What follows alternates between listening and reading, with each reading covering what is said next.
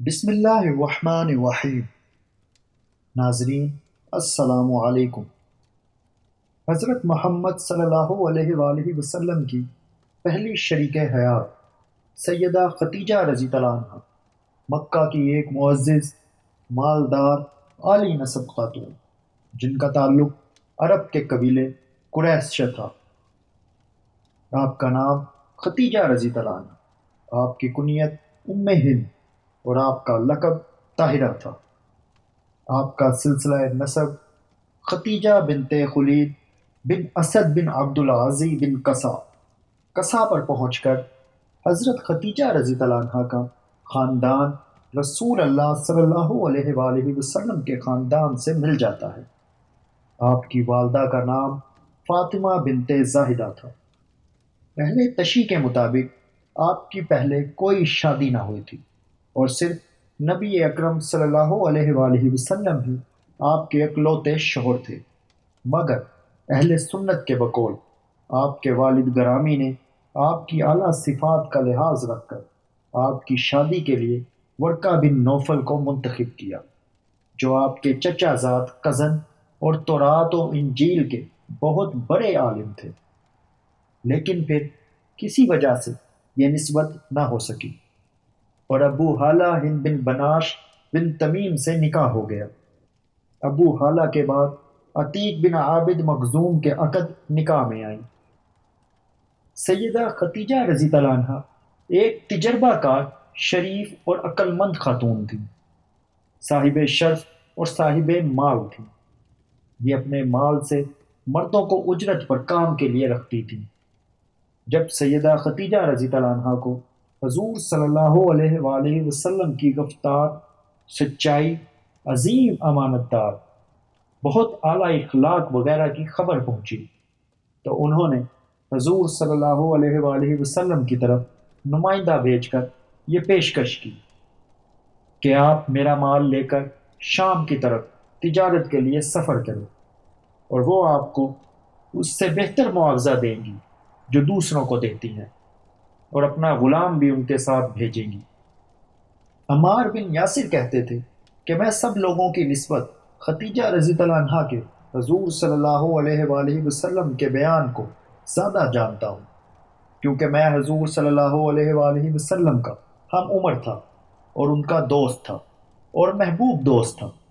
میں حضور صلی اللہ علیہ وآلہ وسلم کے ساتھ نکلا۔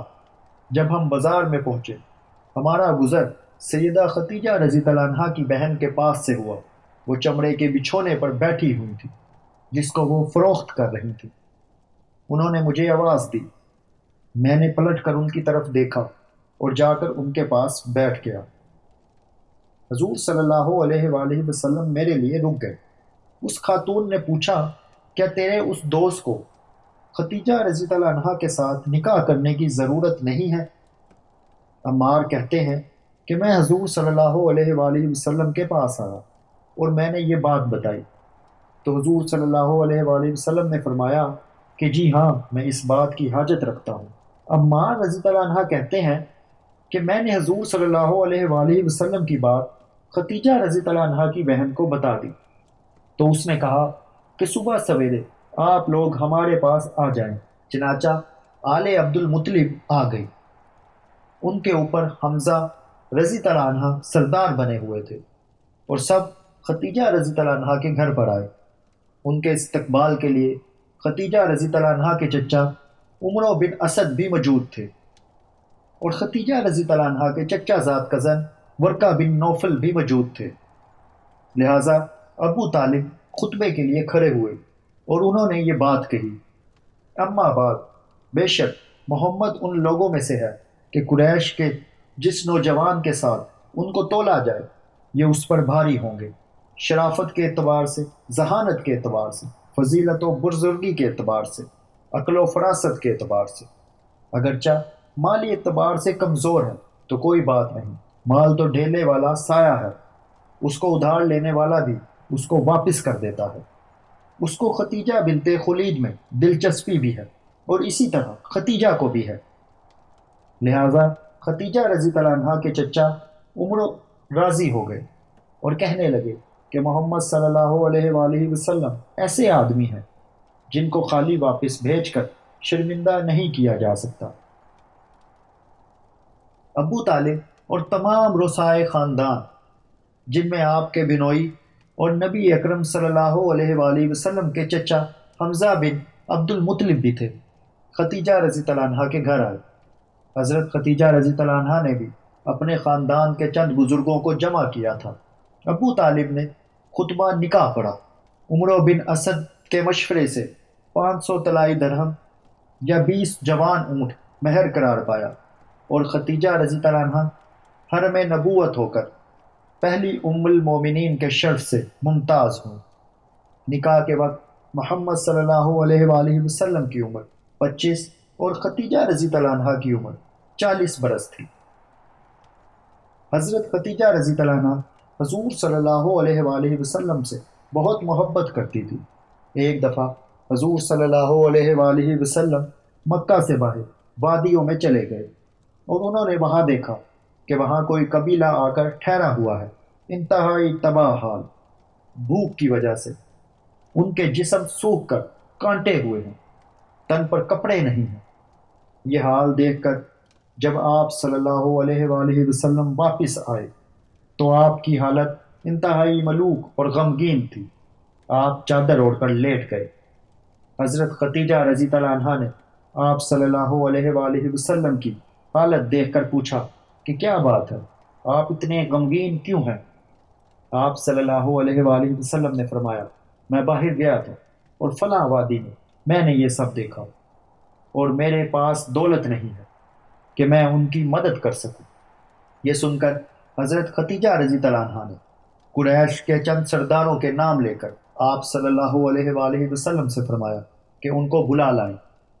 حضور صلی اللہ علیہ وآلہ وسلم سب کو بلا لائے۔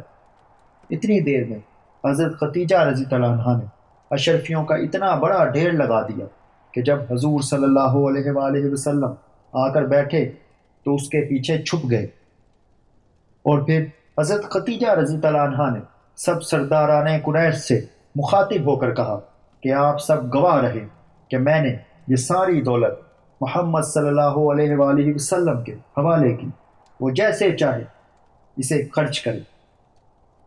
حضرت ابو ہریرہ رضی اللہ عنہ بیان کرتے ہیں کہ نبی اکرم صلی اللہ علیہ وآلہ وسلم کی بارگاہ میں حضرت جبرائیل علیہ السلام آ کر عرض گزار ہوئے، یا رسول اللہ صلی اللہ علیہ وآلہ وسلم، یہ ختیجہ رضی اللہ عنہ ہے جو ایک برتن لے کر آ رہی ہیں جس میں سالن اور کھانے پینے کی چیزیں ہیں۔ جب یہ آپ کے پاس آئیں تو انہیں ان کے رب کا اور میرا سلام کہیے، اور انہیں جنت میں موتیوں کے محل کی بشارت دے دیجیے جس میں نہ کوئی شور ہوگا اور نہ کوئی تکلیف ہوگی۔ ام المومنین حضرت ختیجہ رضی اللہ عنہا نکاح کے بعد 4 صدی آپ صلی اللہ علیہ وآلہ وسلم کی اکلوتی شریک حیات رہی۔ شادی کے بعد 25 برس تک زندہ رہی، اور 11 رمضان سن 10 نبوی ہجرت سے 3 سال قبل انتقال کیا۔ اس وقت آپ رضی اللہ عنہ کی عمر 64 سال 6 ماہ کی تھی۔ چنانچہ اسلام میں نماز جنازہ اس وقت تک شروع نہیں ہوئی تھی، اس لیے ان کا جسد مبارک اسی طرح دفن کر دیا گیا۔ محمد صلی اللہ علیہ وآلہ وسلم خود ان کی قبر میں اترے اور اپنی سب سے بڑی غم گسار کو قبر کے سپرد کیا۔ ختیجہ رضی اللہ عنہا کی قبر حجون قبرستان میں ہے۔